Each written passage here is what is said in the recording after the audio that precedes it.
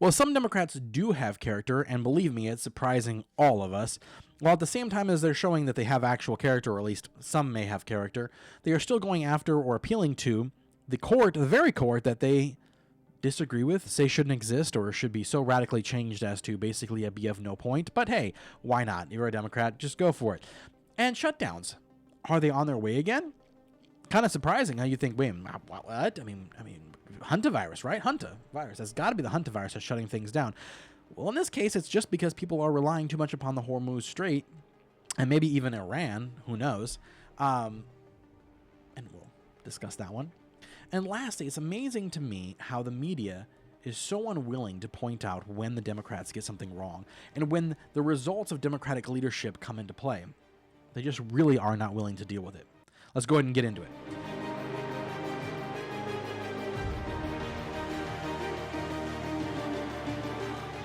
Before we get started, I have actually lost 2 subscribers, and for a channel of my size, that really does affect us. So please like, comment, and subscribe if you are willing to watch this, and watch it all the way through. It really does help, and the comments do help the algorithm as well. It makes a huge difference. We really can't have an effect if we don't push good media out there, and I will be working on trying to make it better with more edits and that kind of thing. I just haven't had the time to study and learn how to do media as well as doing all this. But the point still stands. If we want to have an effect on our world around us, we need to support people like me. And if you don't like me, then find someone who you can like that is similar and help boost them, help them grow so we can actually get better. I was so happy the other day. I think yesterday I got to 134 subscribers, and now we're down to 132. So, hey, guess they come and they go, right?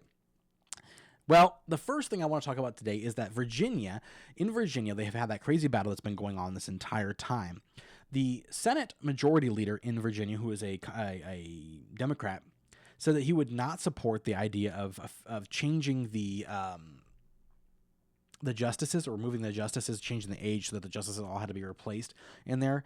And I don't know 100% if it's character or if it's the fact that he knew they wouldn't have enough time to implement the change, and so they would just end up looking like fools for no reason, and I don't know. But he could be just being practical. But at the same time, they don't have enough time to legislate this, and they are not really going to have a chance to change it. Now, the only thing that might happen, and it won't happen, but they think it might happen, is they're appealing to the Supreme Court of America to overturn the ruling of the Supreme Court of Virginia.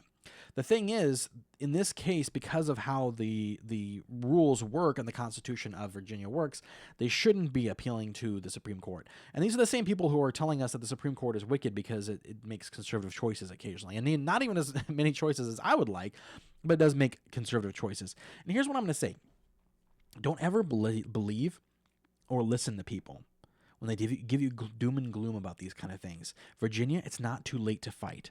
It's not too late to fight. And this is where I want to show you the impact in your life. If you live in Virginia or you're anywhere near Virginia, I want you to understand this, because you guys miscalculated. I'm talking about the Republicans miscalculated.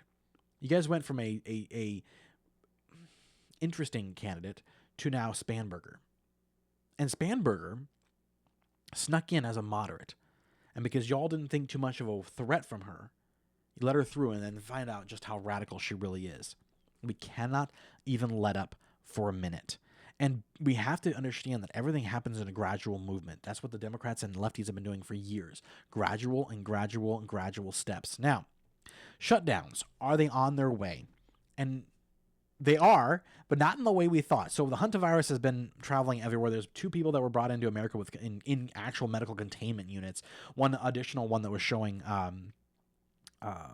what do they call that? Symptoms, right? Symptoms of it. And I think we have 17 that were brought back into the United States from that cruise ship. So we don't know how much of this is going to be affected. The good news is it is not mutated a lot. The virus itself is very much the original virus and has not changed dramatically much. So they understand that the genome of it is very, very, very compact, which is good, because once it starts mutating is when it starts becoming even more contagious. It changes how everything. Basically, remember how COVID. At first, they thought they knew what was going on, but then it began to mutate. We had Omicron and all these other ones that changed, and that's how it can become super contagious. Right now, it has to have basically either direct contact to rat feces or urine, or intimate contact with someone who is sick. So hopefully it stays that way. But that's not even what we're talking about. Apparently, Australia was so reliant upon the fuel and gas coming through the Hormuz Strait, or from Iran. I don't know. I'm assuming probably not Iran, but from the Hormuz area, that they are now considering shutdowns, lockdowns in their country to help reduce how much fuel is being used. They're planning on putting a ban of 10 mile or 10 kilometers per hour, because they're, do kilometers, less than the speed limit, than the posted speed limit. That's what they're planning on enforcing to keep the fuel costs down, and encouraging, public transit and, on foot stuff, because they're hurting so bad. Now, here I have a suggestion for you guys in Australia. Ready? Buy it from America. Buy it from America. If you buy it from America, you'll be having a lot less problems.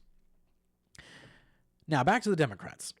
In May, 7th of May, I believe, the New York Post showed how there was a report brought out that in North Carolina, there was a Governor Roy Cooper, and under COVID, he decided to release a bunch of inmates. And everyone at the time said, this is retarded. Why would you release all of these bad people out into the world because they're non-violent or whatever else?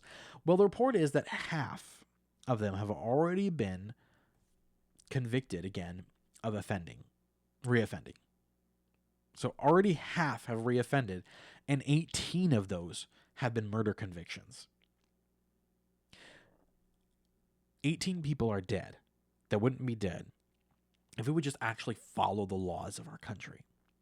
I don't understand why, but the media is not covering this. The left news media definitely will never cover this. And it's because they don't want to see the consequences to their faults and their sins, right?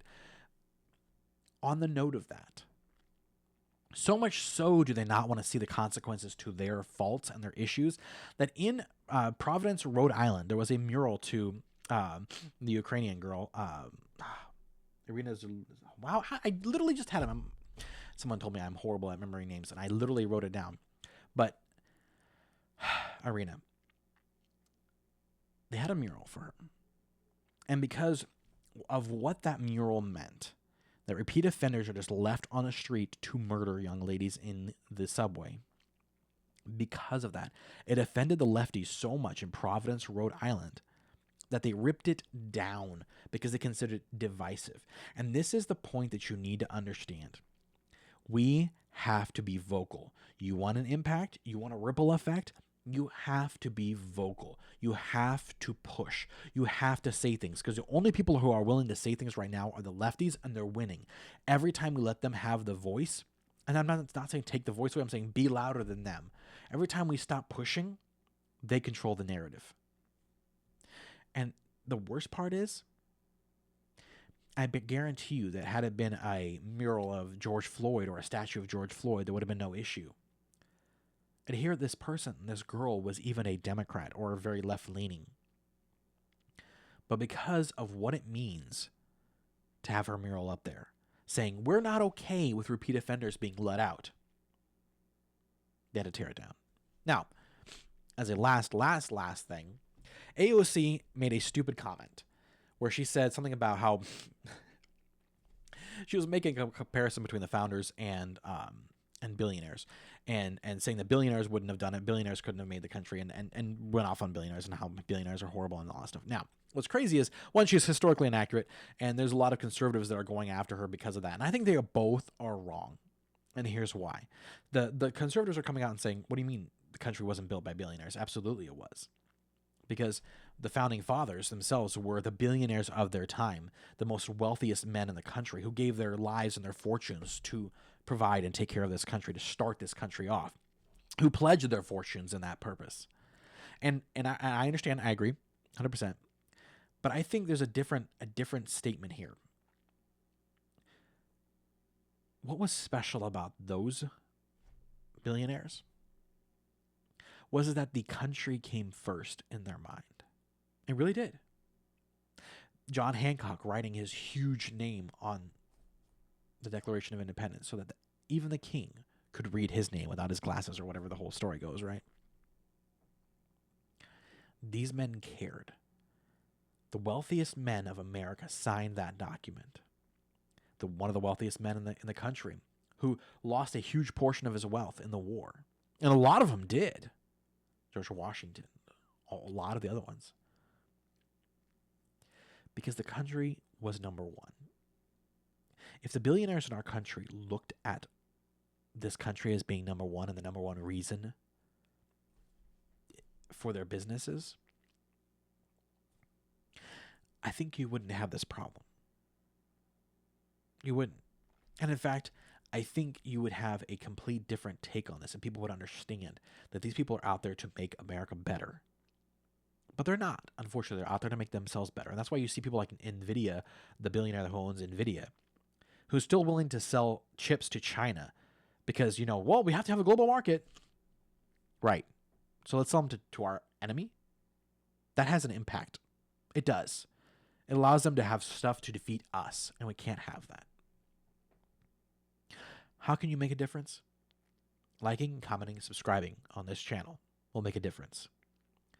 Looking at your elections and seeing who we can vote in that are good, solid people will make a difference. Trying to make a difference by making sure that the government knows that when they make bad choices and lefty choices, they cannot get away with it. That'll make a difference and an impact, and it will make a ripple effect across our country.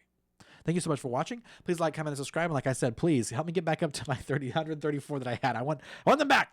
I want them back. I don't want to be going down. I want to be going up. Thank you so much for watching.